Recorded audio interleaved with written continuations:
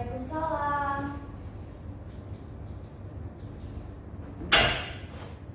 Halo, dengan Mbak Wida ya? Iya, Ibu. Halo. Silakan masuk, Mbak. Iya Bu, terima kasih. Silakan Mbak Wida duduk di sini. Baik Bu. Mbak Wida apa kabar? Alhamdulillah Ibu, baik. Alhamdulillah kalau baik. Tadi kesini naik apa? Naik motor. Naik motor Iya, sendiri? iya. Oh, sendiri. Sebelumnya Mbak Wida tahu rumah konseling ini dari mana? Dari teman Bu. Dari teman. Iya. Direkomendasiin ya dari Iya. teman. Oke. Tapi Mbak Wida kesini atas unsur paksaan atau karena ingin sendiri? Ingin sendiri sih Bu. Oh, ingin sendiri. Jadi keinginan sendiri ya kan pada paksa dari orang lain. Mbak Wida udah pernah ngelakuin sesi konseling belum? Belum Ibu. Oh belum. Ini Belum. jadi baru pertama kali ya? Iya. Oke. Jadi kalau baru pertama kali saya akan menjelaskan apa itu konseling individual, tujuan dan asas-asasnya ya Bu agar Mbak Wida tuh nggak bingung. Iya Bu. Jadi konseling individual itu suatu proses bantuan yang diberikan oleh tenaga ahli profesional atau konselor yang dimana konselornya itu saya sendiri kepada seorang konseli. Nah konselingnya itu Bu Wida sendiri secara face to face. Tujuannya untuk mengentaskan kehidupan sehari-hari yang bermasalah. Jadi di dalam konseling ini ada beberapa asas sih Bu. Yang pertama itu ada asas kerahasiaan yang dimana semua rahasia yang Ibu ceritakan saya akan jaga. Jadi saya tidak akan memberitahu ke masyarakat umum.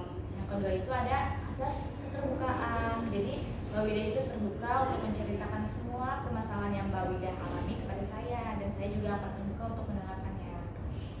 Oke, yang selanjutnya itu ada asas kesukarelaan. Mbak Wida sukarela nih datang ke tempat konseling ini buat melakukan sesi konseling bersama saya dan saya juga sukarela untuk mendengarkan semua keluh kesah Mbak Wida yang ceritakan kepada saya. Selanjutnya itu ada asas kekinian yang dimana masalah yang Mbak Wida alami itu masalah yang terjadi pada saat ini dan mengganggu kehidupan Mbak Wida yang sekarang dan masa yang akan mendatang.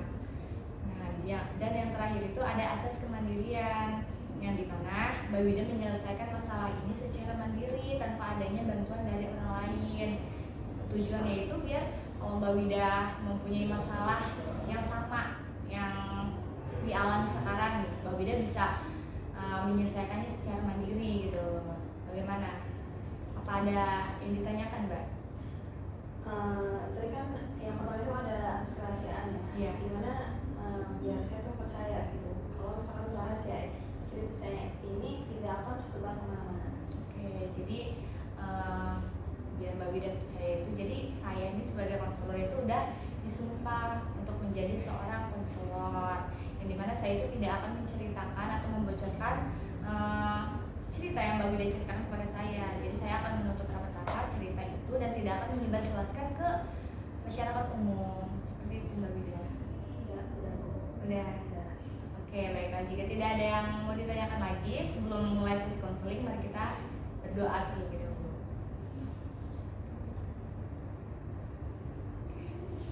Oke, jadi Mbak Wida, apa yang mau Mbak Wida ceritakan hari ini? Hari ini yang belum saya ceritakan itu saya merasa tertekan dan selalu mengganggu pikiran saya akhir-akhir ini. Kira-kira apa yang Mbak Wida rasakan? Saya mempunyai hubungan dengan seseorang dan hubungan ini diketahui oleh kakak saya sendiri dan kakak saya tuh bilang kalau misalkan dia itu gak baik buat saya, gak pantas buat saya gitu.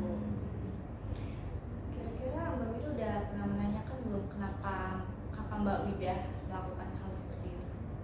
Belum Bu. Belum. Apa tidak ditanyakan terlebih dahulu? Karena saya takut gitu kalau misalkan dia udah marah gitu, udah marah besar gitu, saya takut untuk berbicaranya gitu. Oke.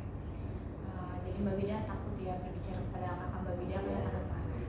Tapi bagaimana sih Mbak Wida menilai hubungan Mbak Wida ini? Apakah Mbak Wida menilai hubungan Mbak Wida itu positif atau negatif? Baik, saya menilai hubungan ini ya positif Bu, karena ya saya sama dia ini saling sayang, gitu, saling cinta gitu kan.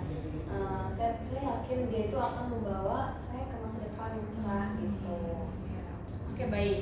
Emang komunikasi yang jujur dan terbuka itu sangat penting ya Bu dalam suatu hubungan, baik itu hubungan keluarga, pasangan ataupun kerabat gitu.